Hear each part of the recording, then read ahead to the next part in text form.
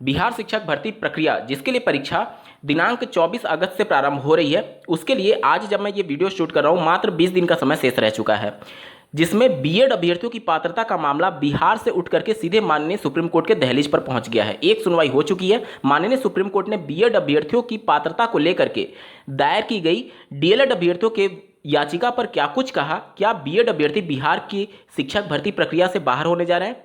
क्या बिहार की परीक्षा आगे शिफ्ट हो सकती है? इन सब बातों पर डिटेल में बात करेंगे, अंत तक जुड़े रहिएगा। नमस्कार दोस्तों, मेरा नाम है नीरज और आप देख रहे हैं कैरियर बिट यूट्यूब चैनल। अगर आप इस चैनल पर पहली बार विजिट कर रहे हैं तो इसको सब्सक्राइब करते हुए बेल आइकन को प्रेस करना ना भूलें।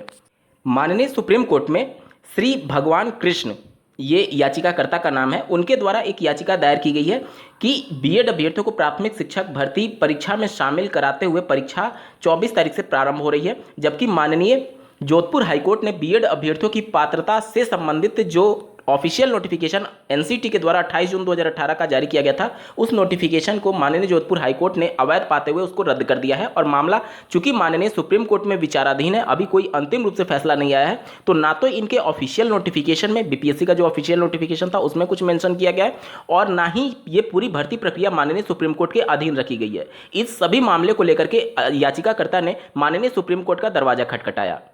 इसके पहले एक मामले की सुनवाई करते हुए माननीय कोर्ट ने यह कहा था कि चाहे जिस भी राज्य में जो भी भर्ती प्रक्रिया चल रही है वह माननीय सुप्रीम कोर्ट के फैसले के अधीन हो जाएगी, क्योंकि जो भी बीएड अभ्यर्थी जिस भी राज्य में सम्मिलित हो रहे हैं वो एनसीटी के 28 जून 2018 के नोटिफिकेशन के आधार पर सम्मिलित हो रहे हैं।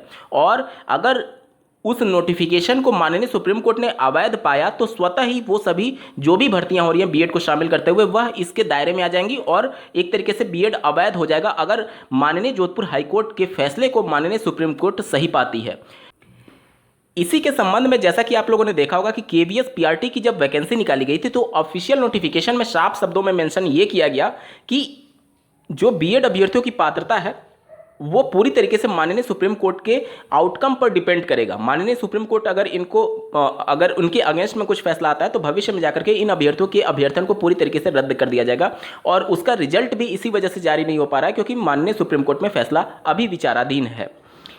अन्य राज्यों में भी जो भर्तियां हो रही है सब में नोटिफिकेशन में ये बातें मेंशन की गई हैं कि माननीय सुप्रीम कोर्ट के फैसले के अधीन रखा जाएगा या फिर वहां की हाई कोर्ट में जब मामला जा रहा है तो ऑटोमेटिक वो माननीय सुप्रीम कोर्ट के फैसले के अधीन हो जा रहा है। लेकिन बिहार की शिक्षक भर्ती प्रक्रिया में ना तो नोटिफिकेशन में ये बात मेंशन की गई और ना ही आयोग ने इस पर कोई चर्चा किया, जिसके बाद से ये मामला जब माननीय सुप्रीम कोर्ट में गया तो माननीय सुप्रीम कोर्ट ने बिहार की जो बीपीएससी आयोग है जिसके माध्यम से ये भर्ती प्रक्रिया चल रही है उनको नोटिस जारी किया है। इसके अलावा एनसीटी को नोटिस जारी किया है, बिहार राज्य सरकार को नोटिस जारी किया है अपना पक्ष रखने के लिए और 4 हफ्ते का समय दिया है। माननीय सुप्रीम कोर्ट में अब इस मामले की जो अगली सुनवाई है वो 28 अगस्त 2023 को होने जा रही है।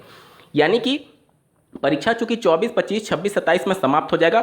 परीक्षा पर कोई भी स्टे नहीं दिया है। जिस प्रकार से बीएड अभ्यर्थियों के आवेदन लिए गए हैं सभी अभ्यर्थी परीक्षा में सम्मिलित होंगे, कोई भी स्टे नहीं है।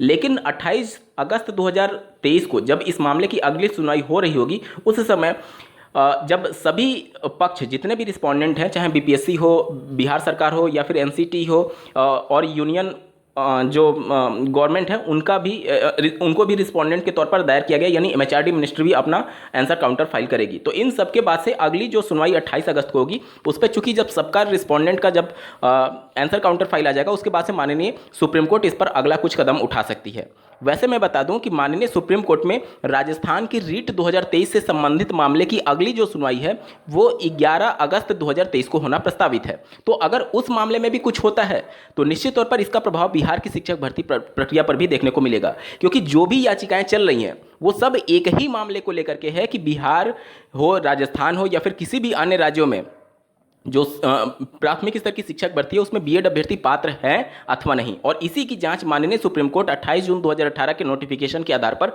कर रहा है। तो चूंकि आपको ज्ञात होगा कि माननीय सुप्रीम कोर्ट में 12 जनवरी 2023 को अंतिम रूप से सुनवाई करते हुए मामले को फैसले को रिजर्व कर लिया था बीएड अभ्यर्थियों की पात्रता के संबंध में, तो ये जो पूरा अगस्त का महीना चल रहा है वो बहुत महत्वपूर्ण है, क्योंकि 11 अगस्त को रीट के मामले में सुनवाई होना प्रस्तावित है माननीय सुप्रीम कोर्ट में ही। इसके अलावा 28 अगस्त को बिहार के मामले में माननीय सुप्रीम कोर्ट में इसी मामले में सुनवाई होना प्रस्तावित है। इसके अलावा माननीय सुप्रीम कोर्ट में उन्होंने जो पिछली याचिका में सुनवाई की थी उसमें फैसले के भी बारे में एक तरीके से उनको रिमाइंडर जरूर हो गया होगा, क्योंकि पूरा ये मामला जब 12 जनवरी को रिजर्व किया गया था उससे ही जुड़ा हुआ है। तो ये पूरा अगस्त जो है वो बहुत महत्वपूर्ण है बीएड अभ्यर्थियों की पात्रता से संबंधित, और जो भी फैसला आएगा वो निश्चित तौर पर सभी राज्यों को प्रभावित करने वाला है। आप देखेंगे कि उत्तर प्रदेश भी इससे अछूता नहीं है। यूपी टेट 2021 का जो रिजल्ट है इसी वजह से होल्ड पर है, क्योंकि माननीय सुप्रीम कोर्ट का फैसला अभी विचाराधीन है, और उत्तर प्रदेश में माननीय इलाहाबाद हाईकोर्ट ने माननीय सुप्रीम कोर्ट के आदेश का वेट करते हुए जो यूपी टेट का रिजल्ट था